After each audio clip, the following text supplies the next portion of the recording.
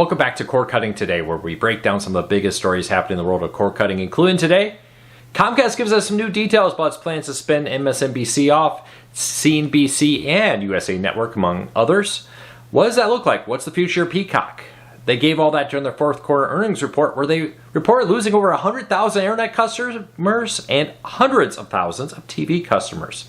We got the full breakdown of this as Peacock continues to lose hundreds of millions of dollars.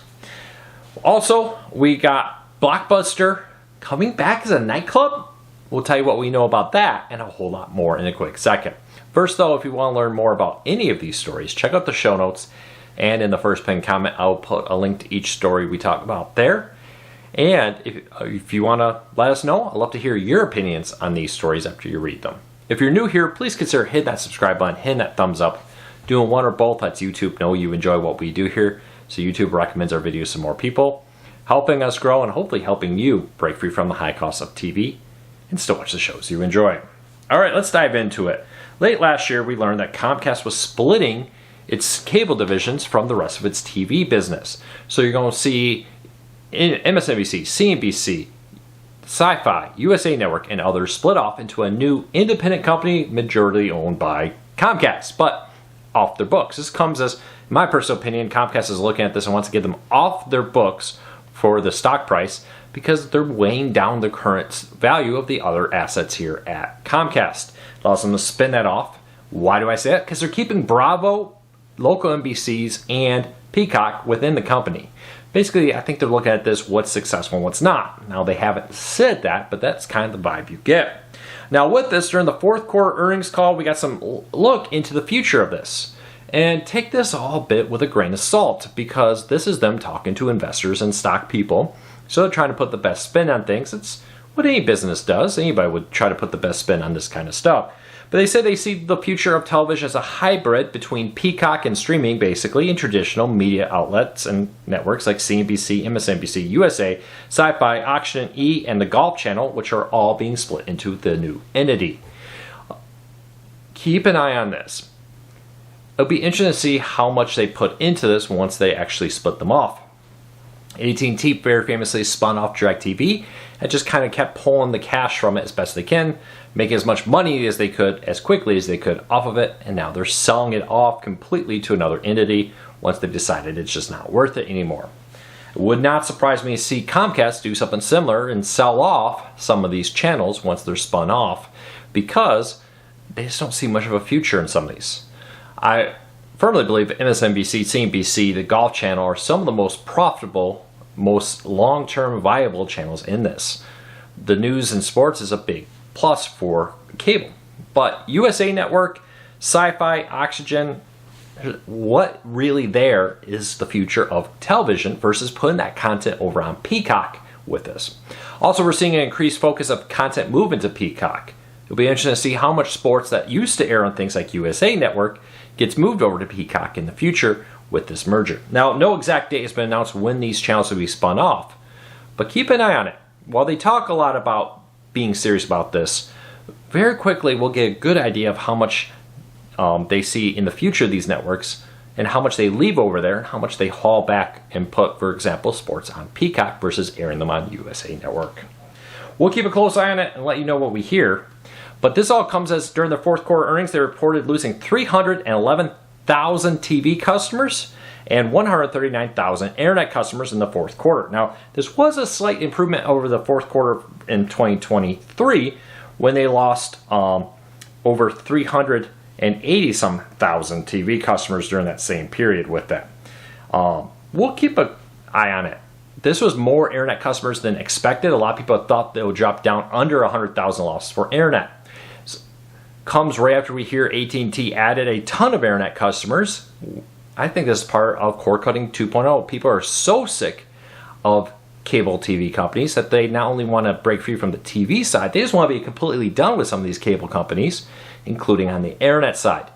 Pay attention to Verizon and T-Mobile's reports. I expect to see huge growth in the 5G home internet segment. Exactly how big will give us a good idea of what's happening. Also, as I'm posting this, I recorded these the night before, but right as I post this, Spectrum will be announcing its earnings for 2024. Its fourth quarter. Keep an eye on that. How many internet customers did they lose? They've been very hawkish on the idea that they can turn around their internet losses. I'll be honest though, if both sides are unable to do so, that could be absolutely devastating for the long-term viability of Comcast and Spectrum. We'll be watching it very closely. All right, Blockbuster coming back. Recently, it was spotted that Dish, the parent company behind Blockbuster, now EchoStar now owns Dish, filed an updated patent for it, trademark for it. They included the idea of using the trademark for nightclubs, amusement centers, bars, restaurants, and more with this. It'll be interesting. I have long been an advocate that their free streaming service, which is currently called Sling TV Free Stream, should be rebranded to Blockbuster. I think Dish could draw in a lot of nostalgic people by really leaning into the Blockbuster name, the Blockbuster idea, and releasing a free ad-supported streaming service just by rebranding the one they have now to Blockbuster. But we've seen them do some stuff. They're often still active on the Twitter account, or X account now. And they're often, they struck a deal with a TV show and other things to use the Blockbuster name. The website now promotes Sling TV. But I wouldn't be surprised to see some new things come here. But when I read this, I wonder how much of this is them doing it or them being open to licensing the name. We have seen some pop-up Blockbuster experiences.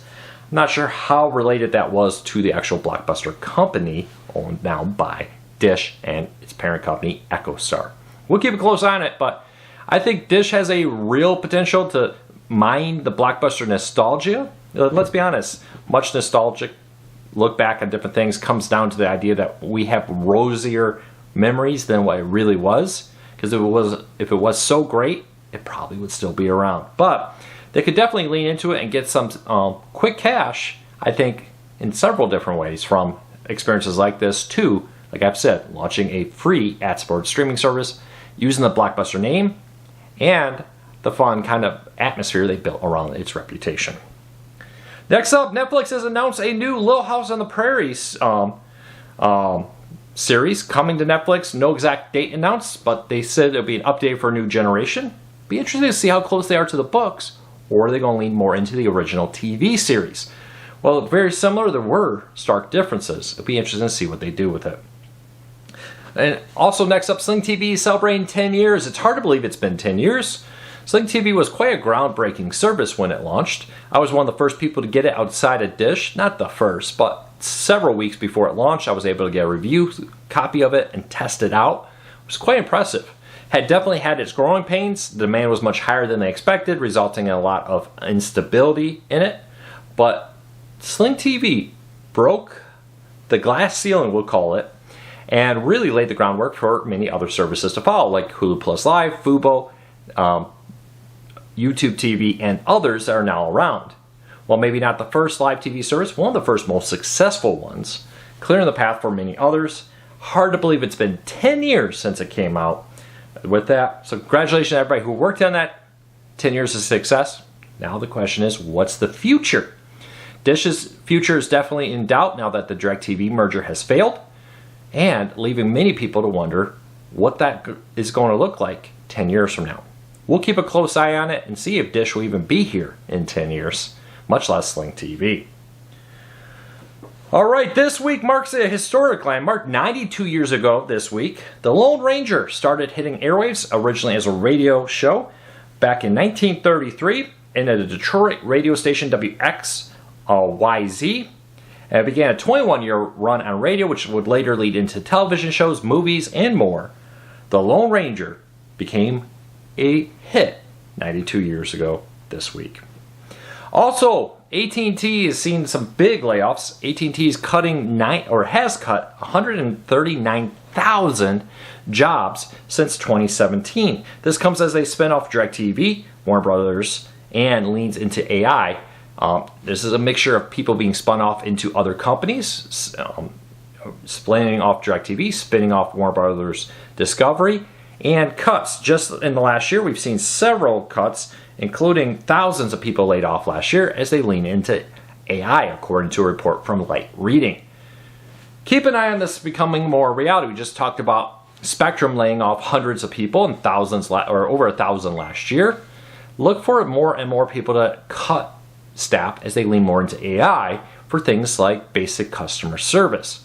It's becoming a bigger trend, and comes as AT&T is getting back, and so is Verizon and others, to their core business. AT&T long thought, hey, we'll become not only a phone company, we'll diversify into a massive media company, buying Warner Brothers and buying DirecTV.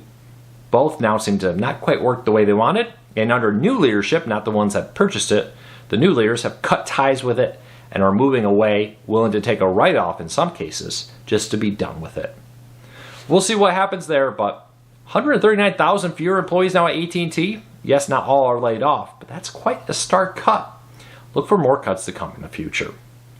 Well, that's it for today. I hope you have a fantastic day. We'll be back again with another video tomorrow, and I'll be back here on Monday for another Core Cutting Today. Don't forget to hit that subscribe button. Don't forget to hit that thumbs up. It really does help us, as it lets YouTube know you enjoy what we do here.